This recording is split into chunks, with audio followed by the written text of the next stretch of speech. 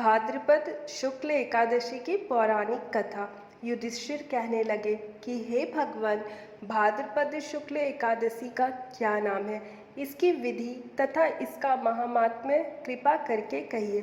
तब भगवान श्री कृष्ण कहने लगे कि इसे पुण्य, स्वर्ग और मोक्ष को देने वाली तथा सभी पापों को नाश करने वाली है। उत्तम वामन एकादशी का महात्म्य मैं तुमसे कहता हूँ, तुम ध्यानपूर्वक सुनो।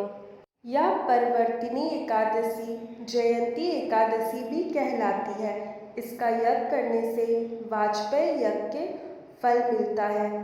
पापियों के पाप नाश करने के लिए इससे बढ़कर कोई उपाय नहीं है।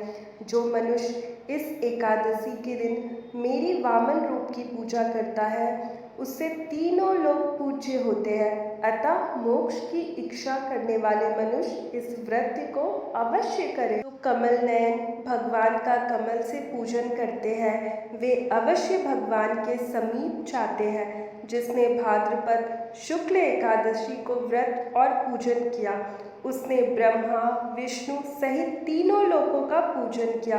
अतः हरिवासर अर्थात एकादशी का व्रत अवश्य करना चाहिए। इस दिन भगवान करवट लेते हैं, इसलिए इसको परवर्तनी एकादशी भी कहते हैं। भगवान के वचन सुनकर युधिष्ठिर बोले कि भगवान, मुझे अति संदेह हो रहा है कि आप किस प्रकार सोते और करवट लेते हैं तथा किस तरह राजा बलि को बांधा और वामन रूप रखकर क्या क्या लीलाएं की। चतुर्मास की व्रत की क्या विधि है तथा आपके शयन करने पर मनुष्य का क्या कर्तव्य है, सो आप मुझसे विस्तार में बताइए। श्री कृष्ण कहने लगे कि हे राजन, अब आप सब पापों को नष्ट करने वाली कथा का श्रवण करें। त्रेता युग में बलि नामक एक दैत्य था। वह मेरा परम भक्त था।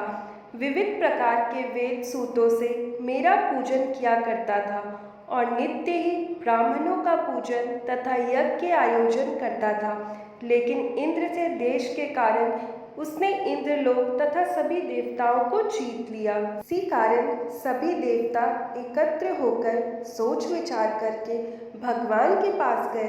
बृहस्पति सहित इंद्रादि देवता प्रभु के निकट जाकर और नतमस्तक होकर वेद मंत्रों द्वारा भगवान का पूजन और स्तुति करने लगे।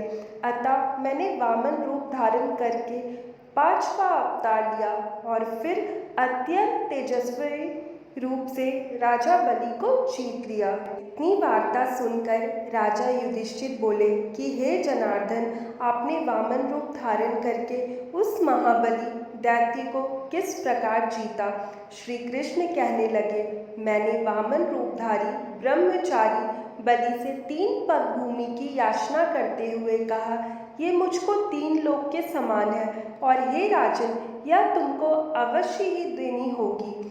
राजा बलि ने इसे तुच्छ याचना समझकर 3 पग भूमि का संकल्प मुझको दे दिया और मैंने अपने त्रिविक्रम रूप को बढ़ाकर यहाँ तक कि भूलोक में पद, भूलोक में जांघा, स्वर्गलोक में कमर, महलोक में पेट, जनलोक में हृदय, यमलोक में कंठ की स्थापना कर सत्यलोक में मुख, उसके ऊपर मस्तक स्थापित किया। सूर्य, चंद्रमा आदि सब ग्रह, गण, योग, नक्षत्र, इंद्रादि देवता और शेष आदि सब नागगणों ने विविध प्रकार से वेद सूतों से प्रार्थना की। तब मैंने राजा बलि का हाथ पकड़कर कहा कि हे राजन, एक पद से पृथ्वी, दूसरे से स्वर्गलोक पूर्ण हो गए, तब तीसरा पग कहाँ रखूं। तब बलि ने अपना सिर झुका लिया और मैंने अपना पैर उसके मस्तक पर रख दिया, जिससे मेरा वह भक्त पाताल को चला गया। फिर उसकी विनती और नम्रता को देखकर मैंने कहा कि हे बलि, मैं सदैव तुम्हारे ही निकट रहूँगा। विरोचन पुत्र बलि से कहने पर भाद्रपद शुक्ल एकादशी के दिन बलि के आश्रम पर मेरी मूर्ति स्थापित हुई। इसी प्रकार दूसरी क्षीर सागर में शेषनाग के पृष्ठ पर हुई है। हे राजन, इस एकादशी को भगवान शयन करते हुए करवट लेते हैं, इसीलिए तीनों लोकों के स्वामी भगवान विष्णु का उस दिन पूजन करना चाहिए। इस दिन तांबा, चांदी, चावल और दही का दान करना उचित है।